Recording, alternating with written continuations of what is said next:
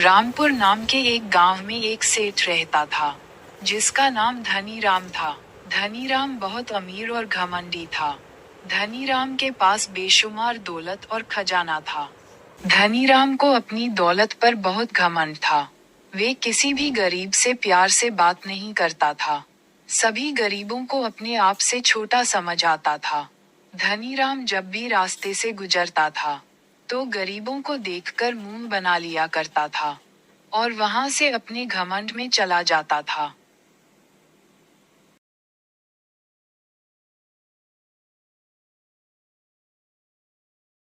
उसी गांव में रामू नाम का एक आदमी भी रहता था। रामू बहुत गरीब था। वह अपनी माँ के साथ रहता था। रामू अपनी माँ के इलाज के लिए बहुत परेशान रहता था। उसकी माँ बहुत लंबे समय से बीमार थी। वो अपनी माँ के सामने अपनी उदासी नहीं दिखाता था। एक दिन रामू उदास होकर अपने घर से निकलता है और गांव वालों के पास जाता है। रामू की माँ की परेशानी दिन पर दिन बढ़ती जा रही थी। रामू अपनी माँ को देखकर बहुत परेशान होने लगा था।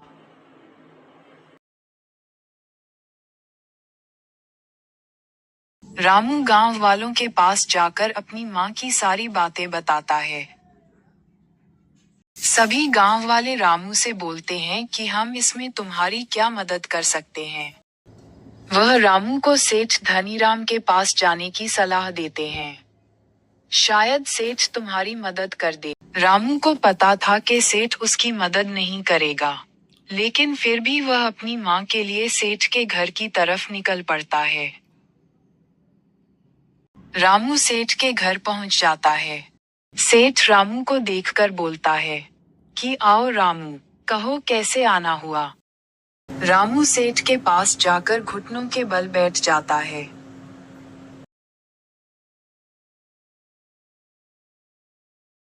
रामू सेठ को अपनी माँ के बारे में बताता है कि मैं अपनी माँ को लेकर बहुत परेशान हूँ।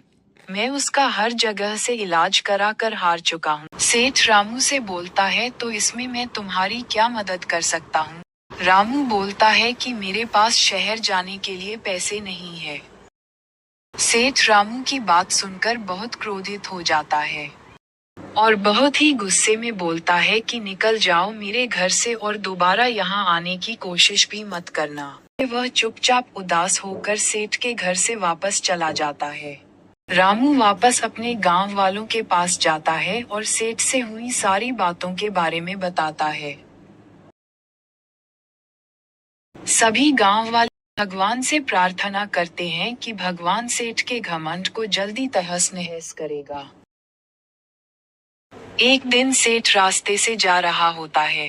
गर्मी की वजह से उसका गला सूखने लगता है और वह यहाँ वहाँ ढूंढता है तो उसे एक तालाब नजर आता है। सेठ उस तालाब के पास पानी पीने पहुंच जाता है। तभी वहां एक नागिन आ जाती है और सेठ उसे देखकर डर जाता है और बोलता है कौन हो तुम और यहाँ क्या कर रही हो और मेरे इतने करीब क्यों आ रही हो, कौन हो तुम। नागिन बोलती है मैं नागिन हूँ और मैं तुझे तेरे सभी किए कर्मों की सजा देने के लिए आई हूँ। है कि भगवान ने तुझे इतनी दौलत दी और तूने उसके ऊपर घमंड किया। सेठ बोलता है कि मुझे माफ कर दो, मैं आगे से ऐसा कुछ नहीं करूँगा। नागिन बोलती है अब तुझे माफ नहीं किया जाएगा, तुझे तेरे कर्मों की सजा मिलेगी। फिर नागिन उसे डस देती है और सेठ बेहोश हो जाता है। फिर नागिन वहां से चली जाती है।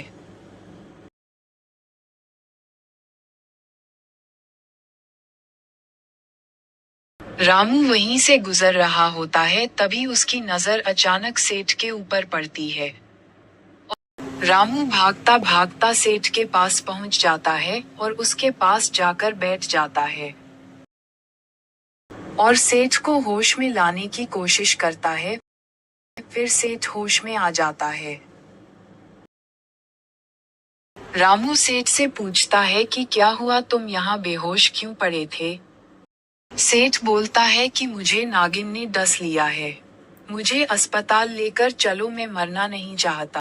रामू बोलता है कि एक दिन में भी तुम्हारे पास मदद के लिए आया था, पर तुमने मेरी मदद नहीं की थी। सेठ रामू से अपने किए की माफी मांगता है और रामू सेठ को माफ कर देता है।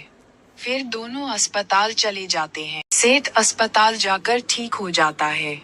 फिर सभी गांव वालों के पास वापस आता है और अपने किए की माफी मांगता है और बोलता है कि मैंने जो भी किया, बहुत गलत किया।